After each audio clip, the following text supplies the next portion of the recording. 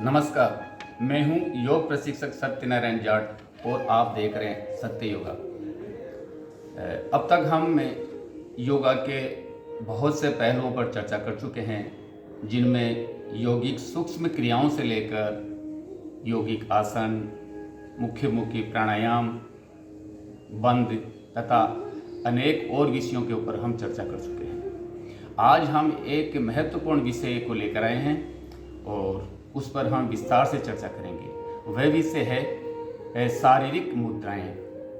शारीरिक मुद्राओं में हम आज हस्त मुद्राओं के ऊपर चर्चा करेंगे। इससे पहले कि हम इस मुद्दे पर विस्तार से चर्चा करें, हम पहले अपना जो शारीरिक विज्ञान है उसको समझ लेते हैं। जैसा कि हम सब जानते हैं कि जो हमारा ब्रह्मांड है, ब्रह्मांड में 5 तत्व मौजूद हैं और उन 5 तत्वों से ब्रह्मांड बना हुआ है।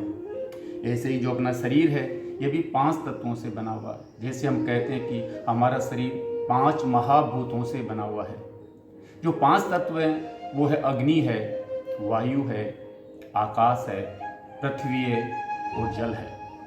हमारे हाथों की जो 5 उंगलियां होती है, इन उंगलियों में इन सारे तत्वों का प्रतिनिधित्व रहता है। जैसे मैं आपको बताऊं, जो हमारा अंगूठा होता है, दोनों हाथों के जो हमारे अंगूठे होते हैं ये इनमें अग्नि तत्व होता है। इसी तरह से हमारी जो तर्जनी होती है, यानी कि इस अंगुली को हम तर्जनी कहते हैं, तर्जनी में वायु तत्व होता है। और जो मध्यमा अंगुली होती है, ये हमारी जो मध्यमा होती है, इसके अंदर आकाश तत्व मौजूद होता है। हमारी जो ये अंगुली सेकंड वाली छोटी अंगुली होती है, जिसको हम अनामिका कहते हैं, इसके अंदर पृथ्वी तत्व मौजूद रहता है। और इसी तरह से जो लास्ट वाली हमारी अंगुली होती है, जिसको हम कनिष्ठिका कहते हैं, इसके अंदर जल तत्व विद्यमान होता है। अर्थात जैसे ब्रह्मांड में 5 तत्व, उसी तरह से हमारे शरीर में भी 5 तत्व मौजूद रहते हैं। हमारे हाथ जो हैं, इनमें विशेष प्रकार की प्राण ऊर्जा, विद्युत शक्ति और इलेक्ट्रॉनिक तरंगें और जीवन शक्ति, जिसको हम ऑरा कहते हैं, निरंतर निकलती रहती है। हमारी जो विभिन्न अंगुलियों की मुद्राएं होती है, ये शरीर की चेतना शक्ति के रिमोट कंट्रोल के रूप में काम करती है। जब आपको ये पता होता है कि आप के शरीर में किस तत्व की कमी या अधिकता है, तो जब आपको ये पता होता है तो आप अपनी अंगुलियों के दबाव से, यानी कि ये कह सकते हैं कि जहाँ हमारे शरीर में अशुद्धता होती है या कमी होती है, बीमारी होती है, तो उसको दूर करने के लिए हम ये बटन के रूप में, रिमोट कंट्रोल के बटन के रूप में इन अंगुलियों का इस्तेमाल कर सकते हैं, बशर्ते कि हमें अपने शरीर की बीमारी के बारे में पता होना चाहिए। हमारा जो शरीर है अनंत रहस्यों का भंडार है। हमारा शरीर अनंत रहस्यों का भंडार है। आज हमारे पास जो विद्याएं ज्ञात है, वे उन महान ज्ञानी ऋषियों या मुनियों द्वारा प्राप्त ज्ञान का 1% भी नहीं है। जबकि हम उसी 1% का कुछ भाग ज्ञात हो जाए तो हम ज्ञान के मद से चूर हो जाते हैं, और कई बार तो हमें उस ज्ञान का अपच भी होने लगता है। इन्हीं अपचों को दूर करने के लिए हमें पौराणिक काल से महर्षियों ने कई सिद्धांत प्रतिपादित किए हैं। कई प्रकार की वैज्ञानिक कलाएं हमें सिखाई है। उनमें से एक कला है हस्त मुद्रा विज्ञान। जब हमें ज्ञात होता है कि हमारी जो शक्तियां हैं ये बाहर जा रही है, तो इन हस्त मुद्राओं के द्वारा बाहर जाती हुई हमारी शक्ति को हम आत्मसात कर लेते हैं। हमारे अंदर ही उसका बहुआयामी हम उपयोग कर लेते हैं। हमारा शरीर 5 तत्वों के अतिरिक्त 5 कोषों से भी बना हुआ है। यानी कि हमारा जो शरीर है, कहते हैं कि 5 परतों में है। 5 परतें हमारे शरीर में होती है, अर्थात उसको हम कोष भी कहते हैं। जिसमें सबसे पहला है अन्नमय कोष। अन्नमय कोष, उसी तरह से दूसरा है प्राणमय कोष, फिर है उसके बाद है विज्ञानमय कोष तथा आनंदमय कोष। जब कोई भी कोष या तत्व शरीर में कम या अधिक हो जाता है तो हमारा शरीर कई प्रकार के रोगों से, बीमारियों से ग्रसित हो जाता है। उन्हीं तत्वों और उन्हीं कोषों को नियंत्रित करने के लिए हम इन हस्त मुद्राओं का इस्तेमाल करते हैं। इसका उपयोग हम कर बड़ी बड़ी बीमारियों से हम अपने आप को बचा सकते हैं।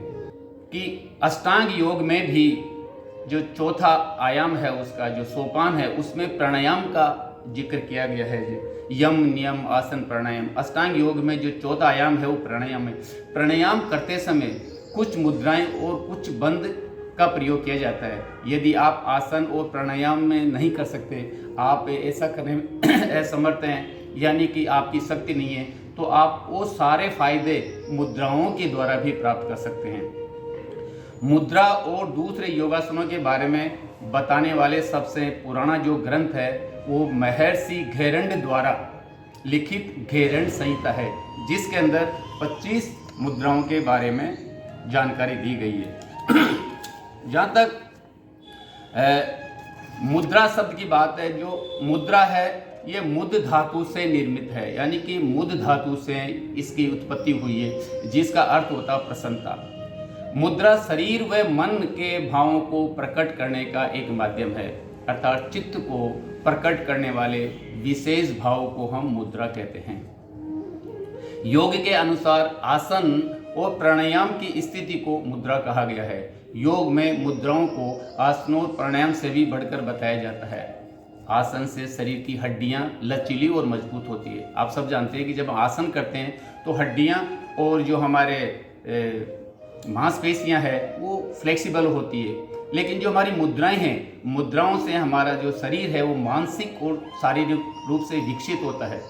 जब हम अपने हाथों की अंगुलियों को परस्पर मिलाते हैं, रगड़ते हैं और विभिन्न प्रकार की मुद्राएं बनाते हैं, तो इससे हमारे शरीर में विभिन्न प्रकार के रोग हैं वो दूर होते हैं।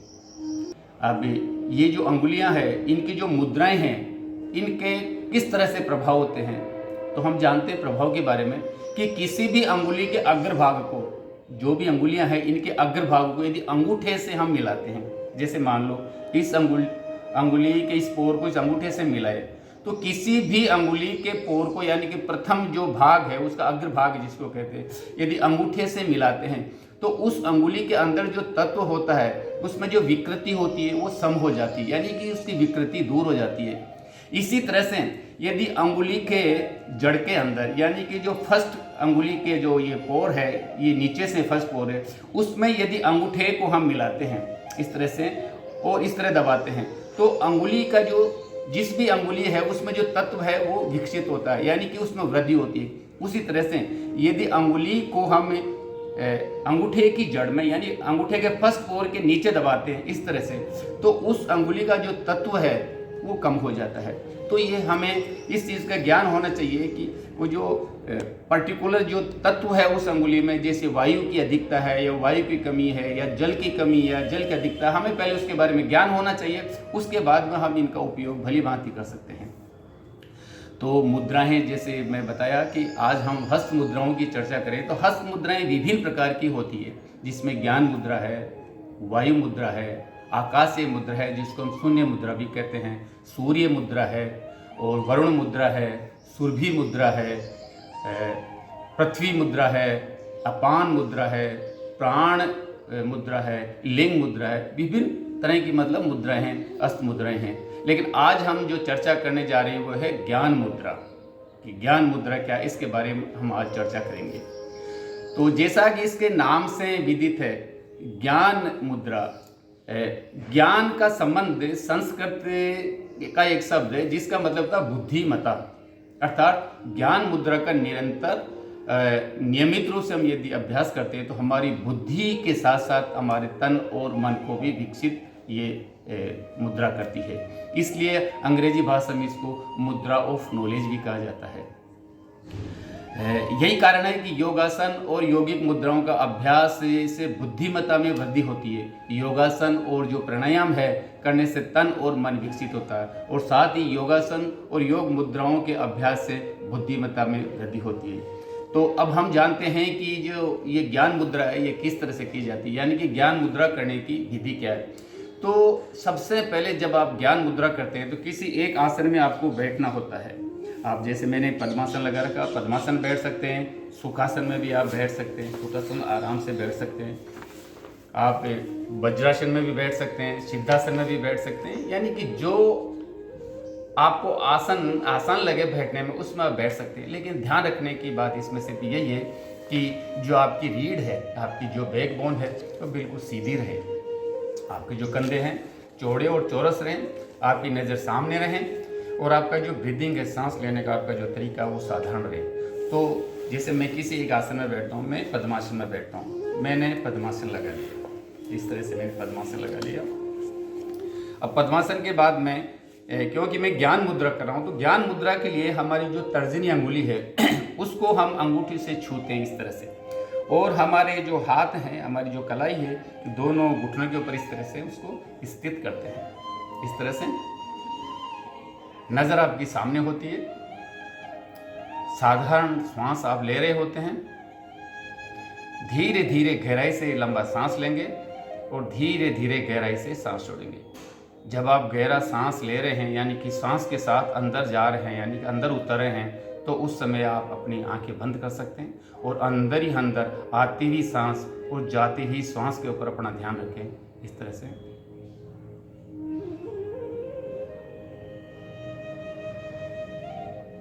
आप जब ये मुद्रा कर रहे होते हैं तो थोड़ी देर बाद आपको महसूस होगा कि आपने जहाँ दोनों तर्जनी अंगुली और अंगूठे को मिला रखा हुआ, एक स्पंदन होता है, धीरे धीरे धीरे स्पंदन होता है। वो स्पंदन आप यदि महसूस करें तो निश्चित रूप से जिस काम के लिए, यानी कि जिस वजह के लिए आप ये मुद्रा करें, उसका लाभ आपको मिलना निश्चित है। तो आप जहाँ तक इस मुद्रा को करने के समय का सवाल है, क्योंकि ये जो मुद्राएं हैं इनके फ़ायदे अनगिनत है, लेकिन पूरा फ़ायदा लेने के लिए आपको लंबे समय तक इनका अभ्यास करना होगा। अपन ये कह सकते हैं कि कम से कम 15 मिनट से इसका शुरुआत करें, और 15 मिनट से लेकर लगभग 45 मिनट तक हम किसी भी एक आसन में, जिसमें हम 15 मिनट से लेके, यानी कि कम से कम 15 मिनट, अधिक से अधिक जितना भी आप कर सकते हैं, आप शरीर के मूवमेंट ना करें। एक स्थिति में आप अपनी कमर को, रीढ़ को बिल्कुल सीधा रख के बैठ सके, सांसों के ऊपर अपना ध्यान ले जा सके और इस मुद्रा में बैठ सके। तो आप कम से कम 15 मिनट तक इसका अभ्यास ज़रूर करें। जब आप ये 15 मिनट इसका अभ्यास करते हैं तो एक समय के बाद आप देखेंगे कि आपके अंदर अद्भुत फायदे आपको मिलते नज़र आ रहे हैं। तो ये थी आज की ज्ञान मुद्रा। अब हम जानते हैं इसके लाभ के बारे में कि ज्ञान मुद्रा करने के लाभ क्या हैं। जैसा कि मैंने बोला, ज्ञान का मतलब ही बुद्धिमत्ता से होता है। तो ज्ञान मुद्रा करने से हमारे बुद्धि का विकास होता है और हमारी एकाग्रता यानी कंसंट्रेशन में भी वृद्धि होती है। ये मुद्रा हमारी स्मृति यानी मेमोरीज को और मानसिक स्थिति को सुधारता है।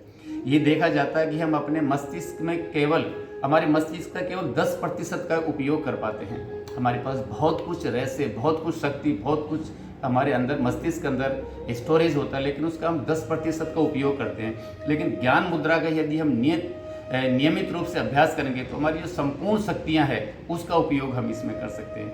ये मुद्रा ज्ञान तत्वों को, जो ज्ञान के हमारे तंतु हैं, उनको कार्य रूप से में लाती है और मस्तिष्क की शक्ति को बढ़ाने में भी प्रभावी है। ये मुद्रा कम बुद्धि वाले जो बच्चे होते हैं उनकी बुद्धि में तेज़ी से विकास करने के लिए भी इसका इस्तेमाल किया जाता है। जैसे किसी को गुस्सा अधिक आता है, चिड़चिड़ापन होता है, बेचैनी जैसे रोगों में ज्ञान मुद्रा बहुत ही लाभकारी होती है। ये मुद्रा शांतिदायक दवा का भी ये काम करती है। तीनों समय यदि इस मुद्रा का हम अभ्यास करते हैं तो हमारे अंदर जो तनाव होता है, यानी कि टेंशन होता है, हाई ब्लड प्रेशर होता है, सिर दर्द होता है, शुगर इत्यादि की प्रॉब्लम्स होती है, यानी बीमारियाँ होती है, उस पर बहुत कुछ सीमा तक ये नियंत्रण करता है। इस मुद्रा के निरंतर और नियमित अभ्यास से तंत्रिका तंत्र पर प्रभाव पड़ता है, जो शरीर और मस्तिष्क के समन्वय में एक बहुत अच्छा काम करता है। मन के नकारात्मक विचारों को और गलत धारणाओं को ये दूर करता है। ये मुद्रा सिर दर्द और माइग्रेन के प्रभाव में भी फायदेमंद होती है। ज्ञान तंत्र के विकास के लिए मुद्रा बहुत ही ये महत्वपूर्ण है।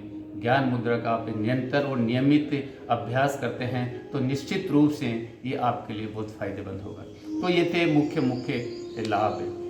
तो जैसा कि आप जानते हैं कि आज हमने हस्त मुद्राओं के बारे में जाना, उसमें भी हमने ज्ञान मुद्रा के बारे में जाना।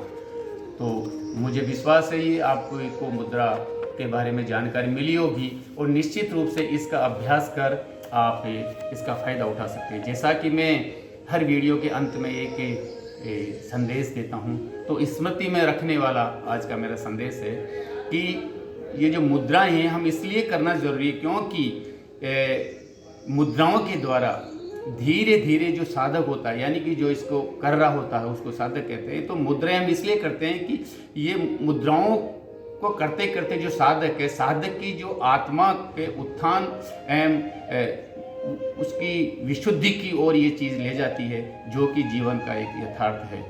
तो यदि हम जीवन के यथार्थ की ओर जाना चाहते हैं, जीवन को समझना चाहते हैं और हमारी आत्मा की शुद्धि करना चाहते हैं, तो निश्चित रूप से आप इन मुद्राओं का रोजाना इनका अभ्यास करें और अपने जीवन को एक सही दिशा की ओर ले जाएं। ये वीडियो आपको कैसा लगा आप अपने कमेंट्स बॉक्स में ज़रूर लिखें। इस वीडियो को अपने दोस्तों में, अपने परिवार में शेयर ज़रूर करें और इस सत्य योगा को आप सब्सक्राइब ज़रूर करें। आपने मुझे सुना, इसके लिए बहुत बहुत धन्यवाद। ओम शांति शांति शांति।